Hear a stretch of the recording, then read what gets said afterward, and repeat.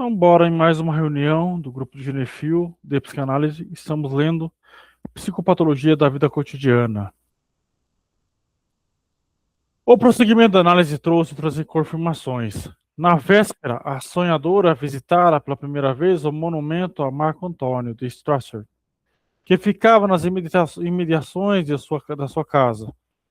Essa, portanto, era a segunda causa instigadora do sonho.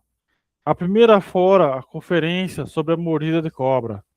Na contaminação do sonho, ela embalava uma criança nos braços, cenas que a fez lembrar de Gretchen. Outros pensamentos que lhe ocorreram trouxeram reminiscências de arritmia mesalina.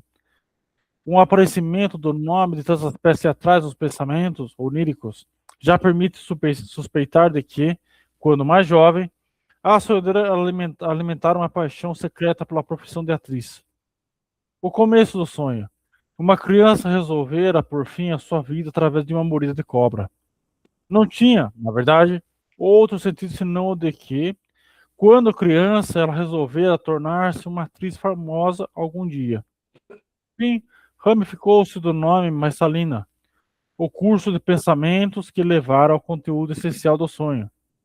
Certos acontecimentos recentes haviam-lhe despertado a apreensão de que seu único irmão viesse a fazer um casamento socialmente inadequado, uma mesaliniança com uma não-ariana.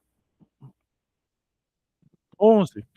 Reproduzo agora um exemplo completamente inocente, cujos motivos talvez não tenham sido bem esclarecidos, já que nos revela um mecanismo transparente.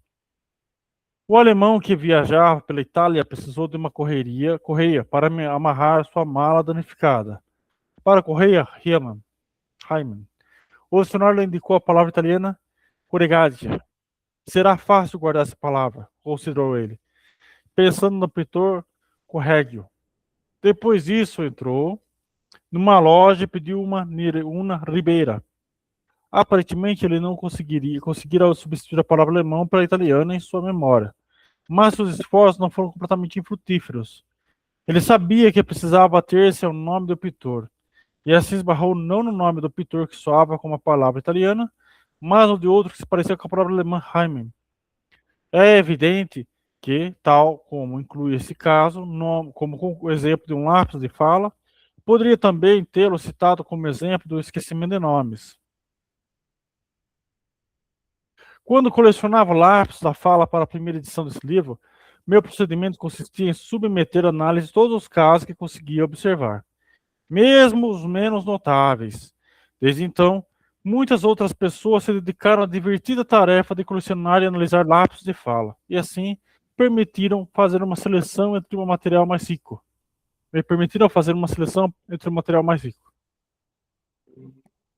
12.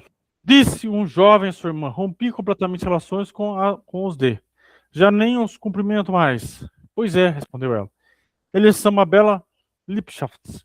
Pretendia dizer Siptast, corja, ralé. Mas um lápis comprimiu duas ideias. A de que o próprio irmão certa vez começara um flerte com uma jovem dessa família, e a de que se comentava que essa se envolvera recentemente numa Liebschaft, uma relação amorosa séria e irregular.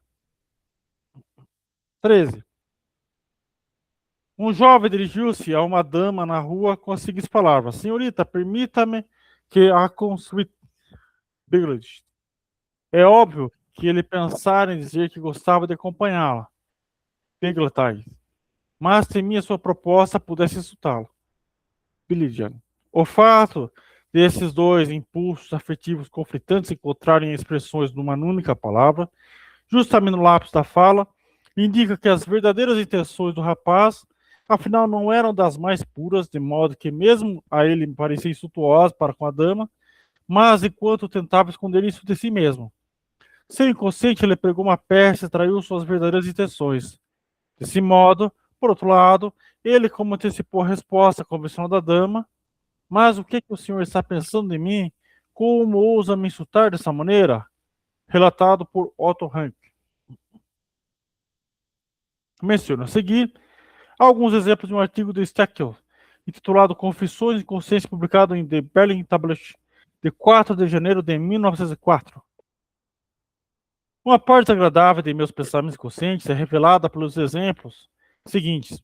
Convém dizer de antemão que, em minha condição de médico, nunca levo em conta a minha remuneração e sempre tenho em vista apenas o interesse do paciente, como é natural.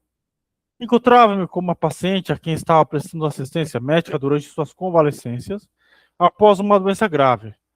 Passáramos juntos por dias e noites, feliz por vê-la em melhor estado. Pintei-lhe as delícias de uma temporada em Abasia e concluí dizendo: se, como espero, a senhora não sair da cama logo, e isso obviamente brotou de um motivo egoísta do inconsciente, a saber, que eu pudesse continuar tratando dessa paciente abastada por mais algum tempo. Um desejo que é totalmente alheio à minha consciência de vigília, e que eu repudiaria, indignado. 15. Aqui está outro exemplo de Steckel.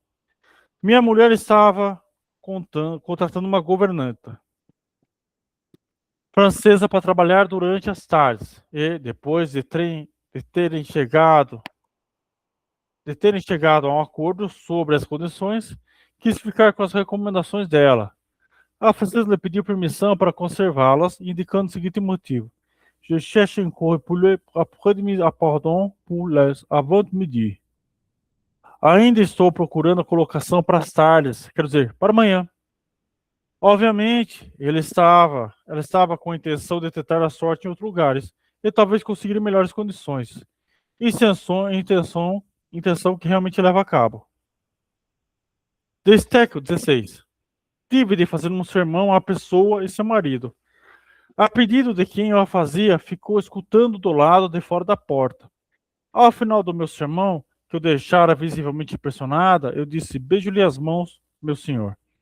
Para qualquer pessoa bem informada, eu estava assim, traindo o fato de que minha palavra ensinava ao marido e que eu as dissera por ele. 17. Dr. Steckel nos informa a seu próprio respeito que em certa época estava tratando dois pacientes de triste. Ao cumprimentá-lo, costumava sempre trocar-lhes o nome. Bom dia, Sr. Pelone, dizia Ascalo. Bom dia, Sr. Ascalo, dizia Pelone. A princípio, ele não se inclinava a atribuir essa confusão a qualquer motivo mais profundo, mas sim a explicá-la pelo muito que havia em comum entre os dois senhores. Contudo, convenceu-se facilmente de que a troca dos nomes correspondia a uma espécie de vanglória, pois, desse modo, ele dava a entender a cada um dos seus pacientes italianos que ele não era o único tristeno e a ir a Viena, em busca de sua orientação médica.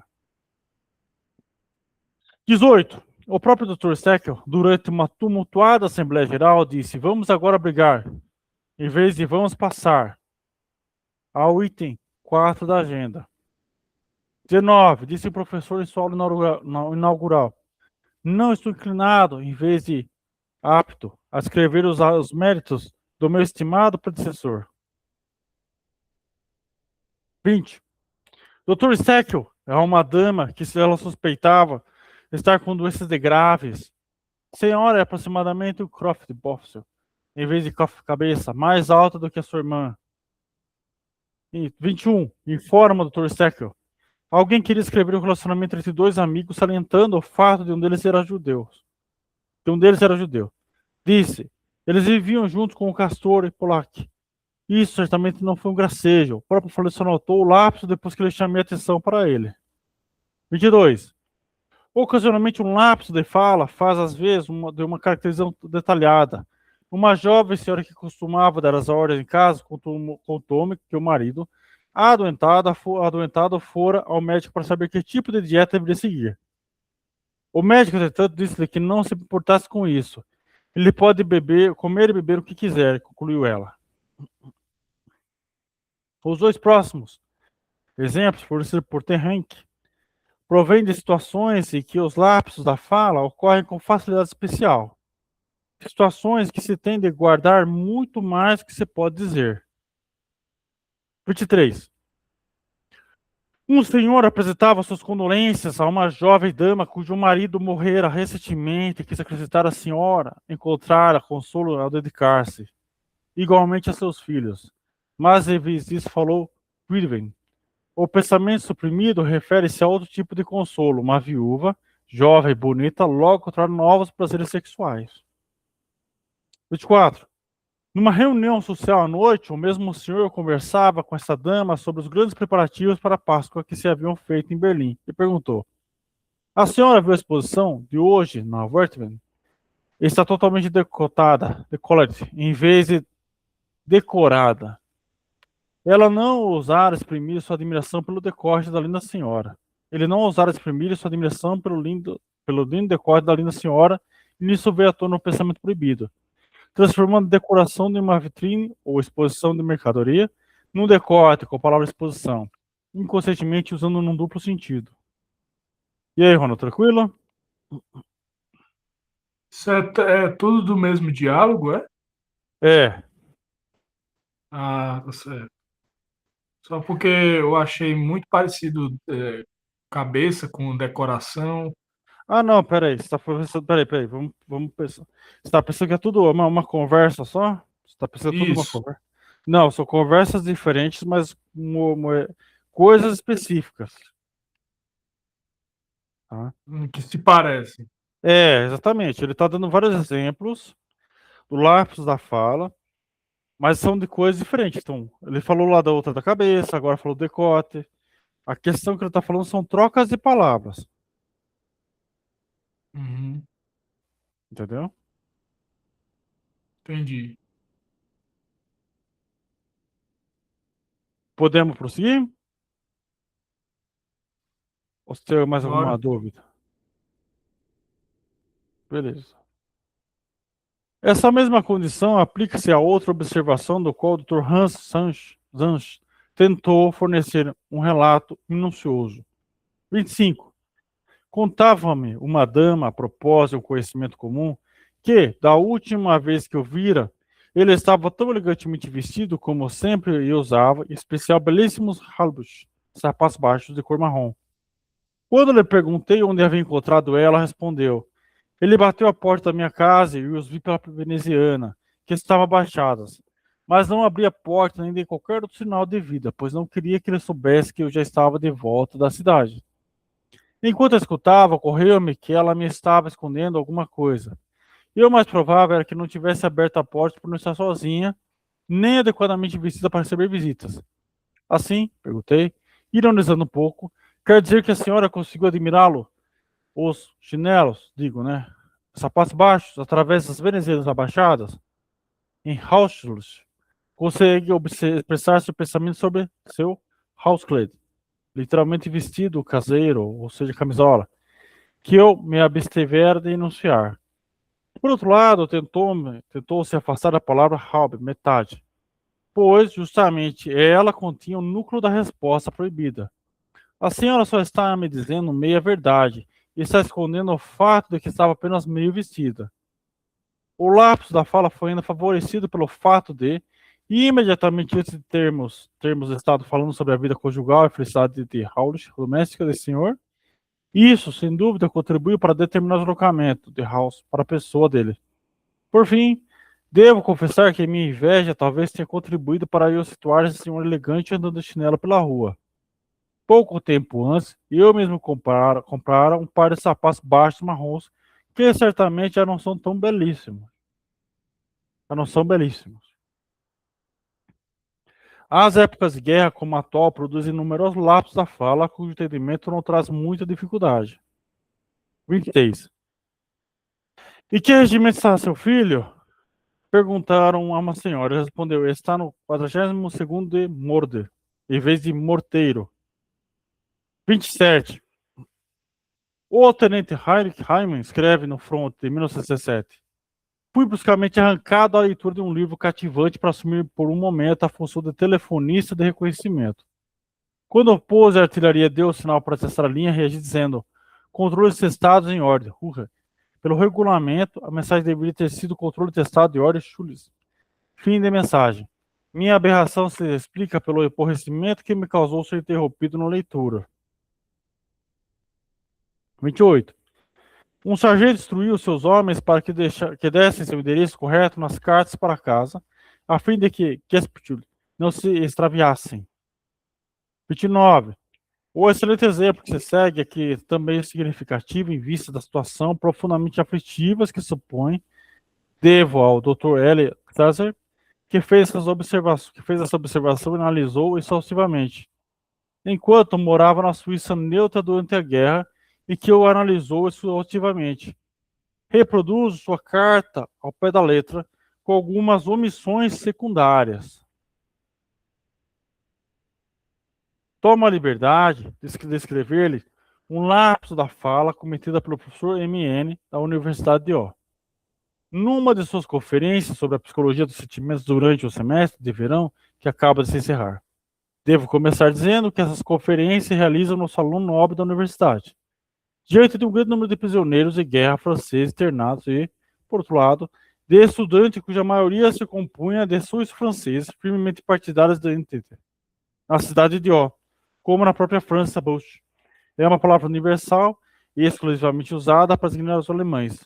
Entretanto, nas manifestações públicas, nas conferências similares, os altos funcionários, professores e outras pessoas em cargos de responsabilidade esforçam-se em nome da neutralidade, por evitar essa palavra nefasta. O professor N estava em meio a uma dissertação sobre a importância prática dos afetos e se propôs a ser um exemplo ilustrativo de como o afeto pode ser deliberadamente explorado, de maneira que uma atividade muscular desinteressante em si mesma seja carregada de sentimentos agradáveis e assim se intensifique. Narrou, portanto, falando em francês naturalmente, uma história que acabara de ser publicada nos jornais locais, extraída de um jornal alemão. Versava sobre um mestre de escola alemão que fizera seus alunos trabalharem no jardim e para incentivá-la a trabalhar com maior intensidade. Pode falar, Ronald.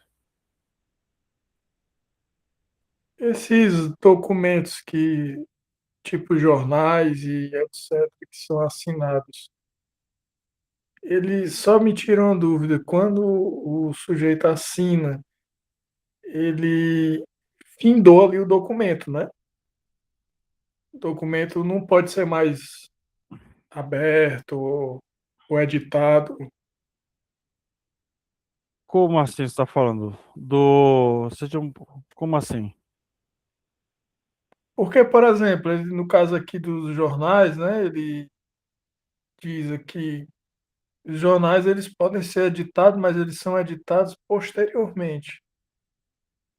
Porque é um jornal, né? O jornal tem uma notícia X, aí no outro dia já tem uma notícia Y. Onde que tá jornal Você, aqui? você leu aí o jornal, alguma coisa sobre jornal. Acho que bem próximo da onde você parou.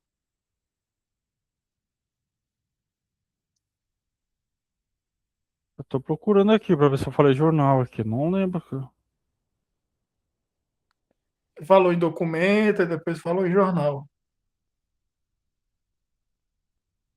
Tá aqui, ó, jornais Aqui, ó, locais. uma história publicada em jornais, trazida de jornal alemão. Isso. Aqui, ó. Extraído de um jornal alemão. Isso. Quer dizer, já foi editado, né? Uhum. Então quer dizer que isso é porque eu não sabia que no meio midiático isso aí era comum.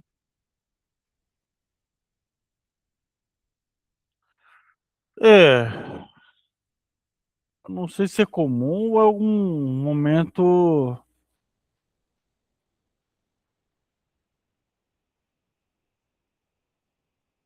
Eu não sei se isso é comum. Será que isso é comum? Ou foi uma. Será, pode, às vezes pode ser uma parte de uma carta de alguém que. De um colunista, né? Sabe, ou aqueles comentadores assim que não são jornal. Não sei, também. Boa pergunta.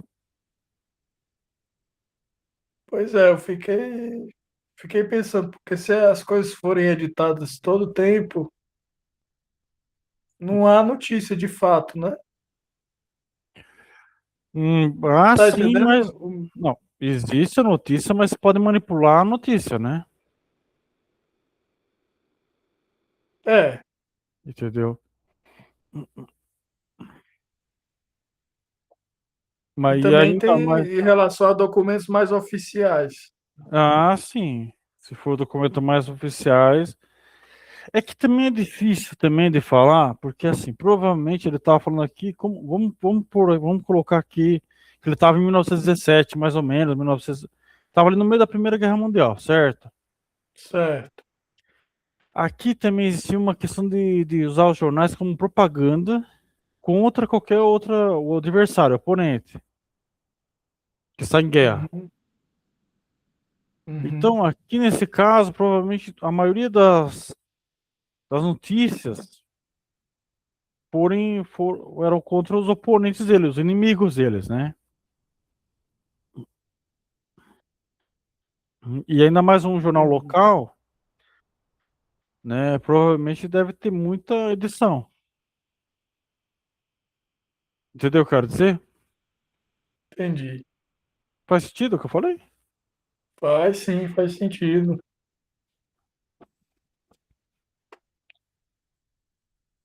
Então, eu acho que é por aí. Acho que é assim, né? Como ele pegou porque você tem que lembrar que nesse texto em particular, deixa eu ver, quando que ele editou aqui em cima, ele falou aqui, ó.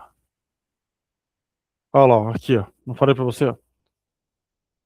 Que fez essa observação, analisou enquanto morava na Suíça neutra durante a guerra em que o analisou exaustivamente, ó. Esse, durante a guerra, muda toda a questão do jornal, entendeu? Isso muda toda Pois a é, questão de como a matéria ela é editada, né? pois é. Mas é isso. Sim. Mas ficou mais claro as coisas? Como que ficou? Mais ou menos? É, tô dando para entender melhor. A questão do tempo, né? Do tempo que é feito, do tempo que é elaborado, do tempo que é emitido, Uhum. tudo isso pode provocar erros ou não. Sim. Numa questão de guerra, você causa muitos. Tem muitos problemas Muitas, editoriais. muitas distorções, né? É, exatamente. Muita distorção, muita distorção. Né? Porque no fim acaba os meios de comunicações, mais do que nunca, acabam sendo meio de propagandas, né? Sim, Entendeu? Então, assim, pode ser que essa em particular, que ele pegou, que ele extraiu, não seja uma propaganda. Pode ser que ele tenha conseguido filtrar ali, ser uma carta de um leitor, alguma coisa assim, uma história do leitor, e saiu meio que um pouco do editorial, né? Jornalístico, porque quem manda é o jornalista. Não é bem o editorial muitas sim. vezes, né? Quem vai escrever ali é. Você lembra o Olavo de Carvalho, que trabalhava em jornal? Sim. Ele dizia que tinha muitos equívocos, né? Até da parte dele, digamos, entre aspas, né? Uhum. Porque o sujeito dá a notícia, aí já não é mais daquele jeito. Sim. Quer dizer, o fato é distorcido. Sim. Exatamente, exatamente. É, porque de qualquer jeito eles querem vender também jornal, né? Então, É, eles querem vender. você lembra não sei se você lembra, mas tinha um programa na Rede TV chamado Good Vibes. Não, lembro não. O que que era esse programa basicamente? Era um programa que eles tentavam passar notícias legais, assim, bonitas, sabe? Não era aquela coisa trágica, assim, tipo, aqueles programas assim, de violência policial, pá. Não dava ibope, não dava ibope. Do que um programa desse policial, sabe? Esse que, ai, fulano, meu vizinho matou 10, blá, blá, blá, blá, blá. Não dava ibope em relação a um programa que era a coisa mais legal. Fulano, a brasileirinha, a menina aqui do Brasil de 11 anos, ganhou um não sei o que lá de matemática, que é uma notícia legal. Entendeu? Então, assim, também você consegue medir isso, né? O que vende e o que não vende pelo público, né? Certo? Beleza. Sigamos-nos. Versava sobre o mestre escola alemão que fizera seus alunos trabalharem no jardim e, para incentivá-los a trabalhar com maior intensidade, exortara-os a imaginarem que, a cada torrão da terra arrancado, estavam rachando o crânio de um francês. Todas as vezes que a palavra alemão surgia no relato de sua história, claro que ele disse, com toda a correção, Allemand, e não Bush. Mas, ao chegar ao clima da história, assim reproduziu as palavras do mestre escola alemão. Imaginez-vous que Chunky Moshi vous écrase le crâne du français. Ou seja, em vez de moche, palavra francesa para torrão, moche. Vê-se claramente como esse professor escrupuloso se conteve com firmeza desde o começo da narrativa para não ceder ao hábito e talvez mesmo a tentação de permitir que uma palavra expressamente proibida por decreto federal fosse proferida na cátedra do Salão Nobre da Universidade. E, no exato momento em que tivera a felicidade de dizer com toda a correção, pela última vez, Instituto Alemão, mestre escola alemão, em que, com um suspiro interno de alívio, apressava-se rumo à conclusão que parecia isenta de armadilhas, a palavra que fora suprimida com tanto esforço agarrou-se à semelhança fonética de Mut e estava feita desgraça. A angústia ante uma falta de tato político, talvez um prazer refreado por usar, apesar de tudo, a palavra corrente que todos esperavam, e ainda a indignação desse republicano e democrata nato diante de qualquer restrição à liberdade de expressão, tudo isso interferiu em seu propósito principal de dar uma versão principal do presente exemplo. Essa tendência interferente era conhecida pelo orador e, como não podemos deixar de supor, ele pensara nela imediatamente antes de cometer os lapsos de fala. O professor N não percebeu a sua lise, ou pelo menos não corrigiu como se costuma fazer de maneira quase automática. Por outro lado, o lápis foi recebido pela plateia predominantemente francesa com genuína satisfação, e seu efeito foi idêntico ao de um jogo de palavras intencional. Eu mesmo acompanhei esse episódio aparentemente inocente com verdadeira excitação interior. É que, embora não pudesse, por motivos óbvios, formular à professora a pergunta exigida pelo método psicanalítico, ainda assim encarei esse lapso da fala como uma prova conclusiva da exatidão de sua teoria sobre a determinação dos asfalhos e sobre as analogias e conexões profundas entre os lapsos da fala e os xistes. Interessante esse último capítulo aqui, né? O que você achou?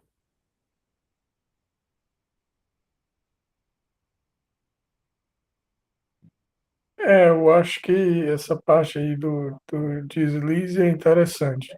Que o professor não percebeu seu deslize, né? Que ele diz, Uhum, isso. ou pelo menos não corrigiu. Quer dizer o que é que ele está chamando de deslize aí? Ele está chamando de deslize a palavra que ele falou que não era para ele ter falado, né? Que era uma palavra É. proibida por decreto Mas você federal. não acha que é só uma questão de descontextualização, não? Como assim? Digamos, eu falo a palavra ocultar. Essa palavra ocultar, em um determinado contexto, ela é muito séria, né? Eu Uhum, estou ocultando alguma coisa, ou ocultando até um cadáver, digamos. Isso é uma coisa muito séria. Mas o ocultar, no caso de eu não quis dizer, já é menos grave, sim. entendeu? Uhum, É uma questão de contexto. Se você for descontextualizar tudo, aí tudo sai desordenado, né?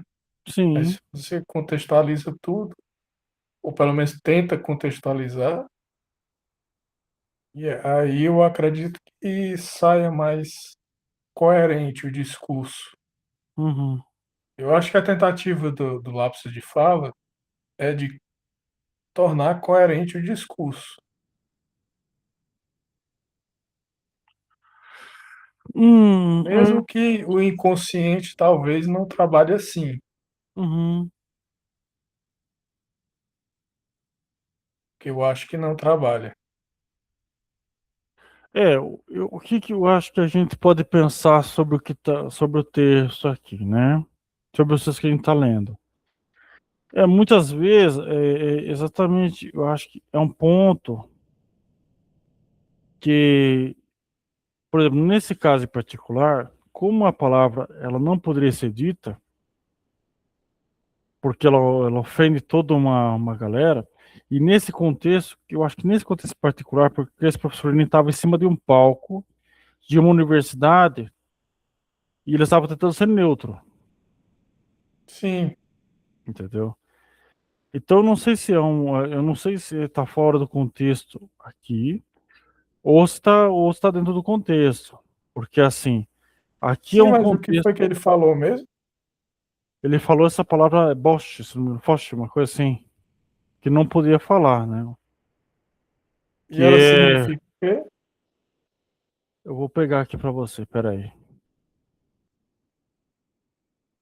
Ah,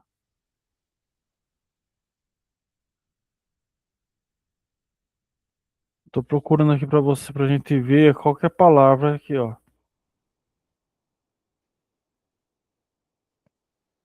Aqui, ó. Aqui, devo começar dizendo que essa conferência realizava no Salão Nobre da Universidade, diante de um grande número de prisioneiros de guerra franceses internados. E, por outro lado, estudantes cuja maioria se compunha de suíços franceses firmemente partidário da Entente. Na cidade de O, como na própria França, Bosch é uma palavra universal exclusivamente usada para designar os alemães. Aqui que está a questão. Entretanto, nas manifestações públicas, nas conferências similares, os altos funcionários, professores e outras pessoas em cargos de responsabilidades esforçam-se em nome da neutralidade por evitar essa palavra nefasta. Entendeu? É aí que está o Bosch, né? A grande questão, né? Aí ele fala em francês aqui, ó. Versava sobre os mestres, aqui ó, foi a questão da sua questão do jornal local, né? Que você colocou. Versava sobre o mestre da escola alemão que fizera seus alunos trabalharem no jardim e, para incentivá-los a trabalhar com maior intensidade, exortar-os a imaginar que, a cada torrão de terra arrancado, estavam rachando o crânio de um francês. Todas as vezes que a palavra alemão surgiu no relato de sua história, é claro que ele disse com toda correção alemão e não Bosch. Mas ao chegar ao clímax da história, assim reproduziu as palavras do mestre escola alemão. Imagino-vos que Schank Mosch vos escrase le crâne de francês, de François. Ou seja, em vez de morte, que era para falar aqui, ó, tá vendo aqui que foi a troca. Morte e era morte, entendeu? Era esse o contexto. E o que não era para ele falar era torrão, Não, ele era para ele falar torrão, mas ele falou morte. Morte. que quer dizer o quê? Deixa eu ver se ele fala aqui no texto. Ah, ó. A palavra que, suprimida com outras forças, agarrou-se semelhante à fonética de morte. Estava feita desgraça. Deixa eu ver o que que ele quer. Acho que ele quer dizer morte, alguma coisa, mas eu tenho que dar uma olhada aqui. Peraí, que eu já vou abrir o.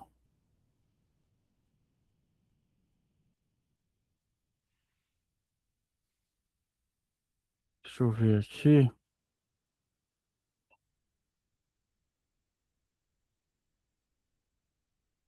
Mote, que quer dizer. Não sei se dá pra ver aí. Ixi, mote. Morte, né? Mote, mas a palavra correta é mote.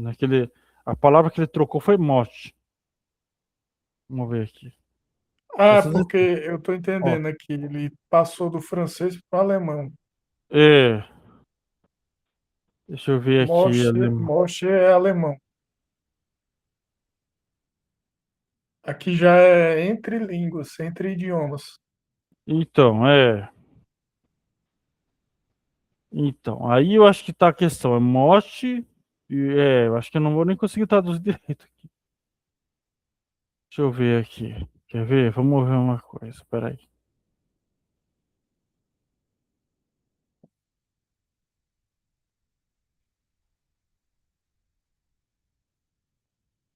Francês.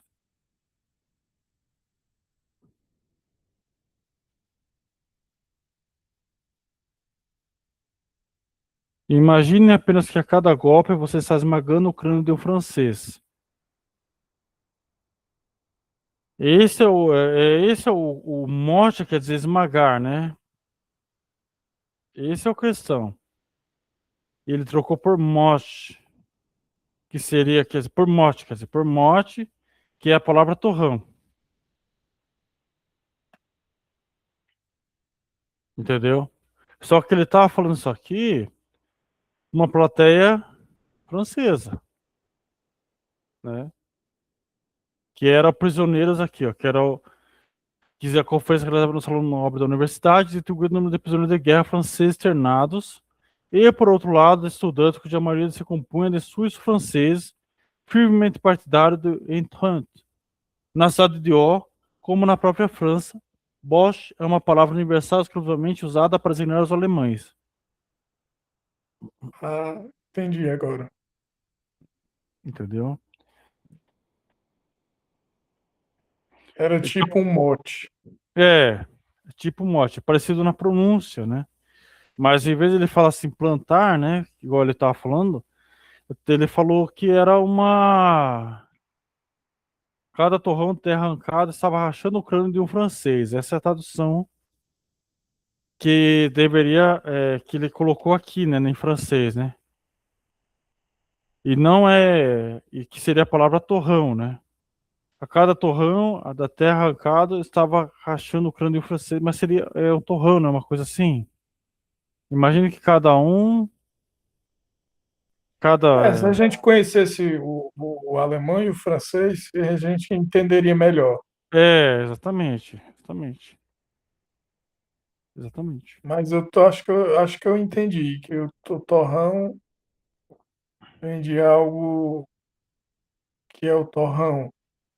É Não, mas algo. não é o significado, é a pronúncia. Aqui não é é a pronúncia. Será que não é, não é o significado? Não, não, aqui não, pelo seguinte. Quando ele fala aqui, imagine-vous que Shank mange vos escrasse le crâne de français, né? Que foi essa frase aqui. Em vez de ele falar a palavra mot, que é torrão. Porque ele estava falando de um jardim, Hum, entendeu? Ele estava falando de um. Porque ele estava numa palestra ali, ele não queria falar sobre o assunto. Mas como essa palavra é. era sonoramente parecida. Exatamente, porque muito Entendi dessas agora. palavras que a gente está vendo. Mas pode acontecer de ter um significado parecido também. Eu acho que também pode, mas nesse caso não é, tal. Esse caso eu acho que é só uma.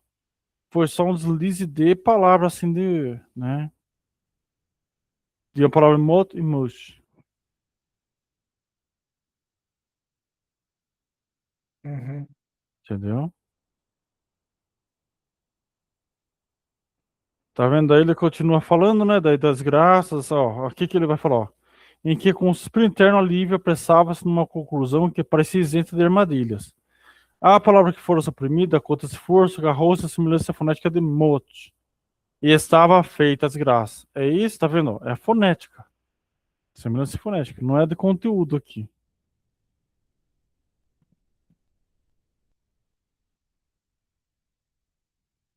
Entendeu? Então tá. Faz sentido ou mais ou menos?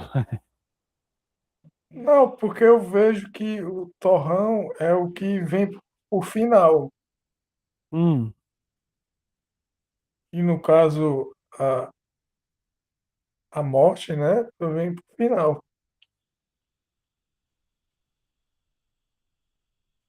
Mas isso foi só uma viagem minha aqui, não sei Não, se é verdade, não. eu só tô vendo aqui uma coisa aqui. Ó, vamos ver a pronúncia das duas palavras. Moshmot, em francês, tá vendo? Moshmot.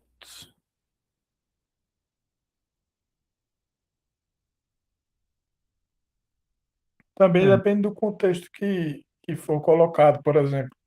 Se eu Hum, digo para o torrão, então eu estou dizendo que é para, destinado ao final. uhum, Mas se eu digo só torrão, estou dizendo que é o final. O final por exemplo, você é paulista, né? Mas você deve conhecer o torresmo. sim. Torresmo é o final do porco, da banha de porco. Uhum, Torrado, né? Também sim. tem o biscoito torrado. Geralmente é a parte final do alimento. Sim. Mas eu sei não, eu posso estar forçando a barra aí. Eu também não sei. É. Não sei. O que ele falou era só dessa parte fonética, né? Mas eu não sei se seria É nesse porque sentido. uma mudança fonética pode ter uma mudança de significado também. Com certeza. Com Não certeza. todas, né? Mas pode Uhum, ter. sim. Com certeza. Com certeza. Nesse caso, eu acho que ele também falou desse jeito porque ele estava no clímax da história. Sim, sim, Entendeu? também. É aquela hora que o cara também já tá meio desligado também sabe? Aquela hora que a pessoa tá atuando mesmo, assim, se jogou no negócio. Ele não tá mais falando baixinho, provavelmente ele devia estar atuando, babando, balançando o braço, blá, blá, blá, fazendo meio que um showzinho, né? E aí deu uma escapada.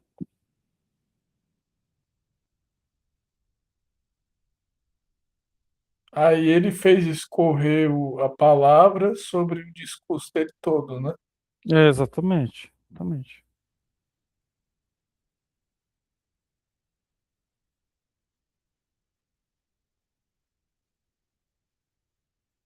E aqui tem uma coisa importante que ele fala aqui, ó, que o professor ele não percebeu os deslize, ou pelo menos não corrigiu como se costuma fazer de maneira quase automática.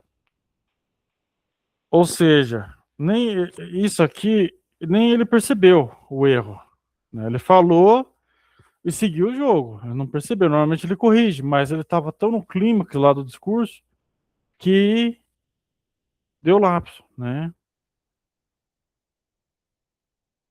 Mas o pessoal gostou, pelo menos.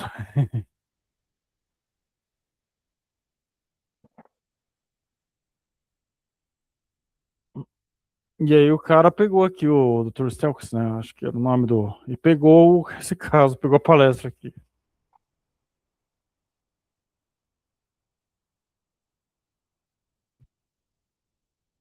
Tranquilo?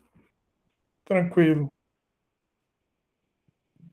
30. O lapso da fala que se segue, relatado por um oficial austríaco de volta à sua terra, o Tenente T, originou-se também das expressões isoladoras da época da guerra.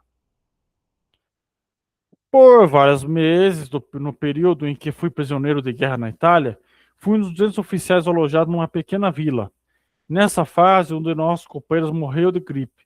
Naturalmente, foi profunda a impressão causada por esse acontecimento, pois a situação em que nos encontrávamos, a falta de assistência médica e o desamparo de nossa existência tornavam mais do que improvável a erupção de uma epidemia. Havíamos colocado o morto num porão. À noite, depois de dar um passeio ao redor da casa com um amigo, ambos manifestamos o desejo de ver o cadáver. Sendo eu o primeiro a entrar no porão, o espetáculo com que eu deparei chocou-me violentamente, pois eu não esperava encontrar o esquife tão perto da entrada e ter de contemplar tão de perto o rosto agitado pelo jogo de luz projetado pelas velas. Ainda sob os efeitos dessa cena, continuamos nossa caminhada ao redor da casa. Quando chegamos ao lugar de onde se avistava um parque banhado pela luz da lua cheia, um prado claramente iluminado e, mais adiante, um tênue véu de névoa descrevia a imagem que isso me sugeria. Era como se eu visse uma roda de elfos dançando na orla do bosque do pinheiro vizinho, de pinheiros vizinhos. Na tarde seguinte, enterramos nosso companheiro morto. O desde nossa prisão até o cemitério da aldeola vizinha foi-nos igualmente penoso e humilhante, pois uma garotada imberbe e zombeteira e uma turba de aldeões rudes e vociferantes aproveitaram a oportunidade para dar livre expressão aos gritos e a seus sentimentos para conosco. Mescla de curiosidade e ódio. A sensação de não podermos escapar dos insultos, nem mesmo nessas condições de defesa, e minha repulsa pela rudeza demonstrada por eles, encheram-me de amargura até a noite. No mesmo horário da véspera, e com o mesmo companheiro, comecei a andar pela trilha de cascalho ao redor da casa, tal como fizera antes. Ao passarmos pela grade de porão atrás da qual jazera o corpo, fui assaltado pela lembrança da impressão que me causara a visão dele.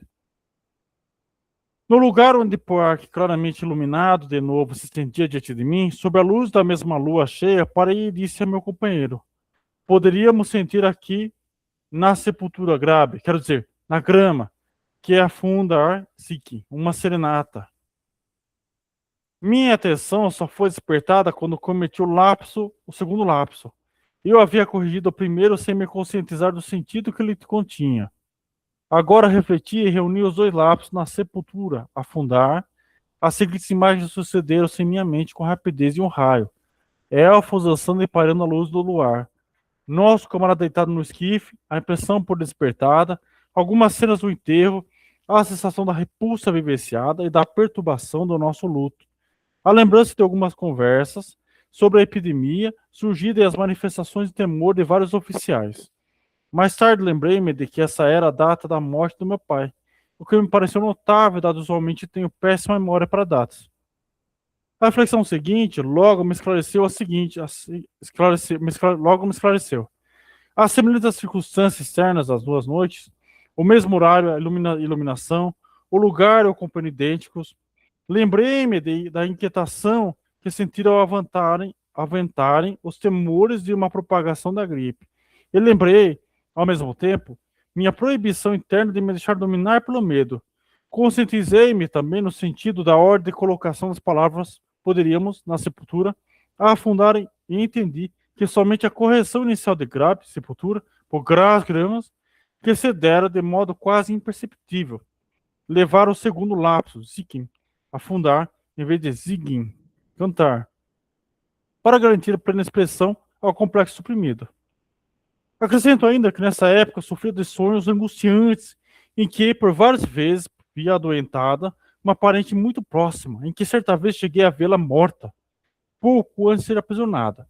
Eu recebera a notícia de que a gripe estava assolando, com especial virulência, a pátria dessa parenta, e também lhe para expressar minhas sérias preocupações a esse respeito.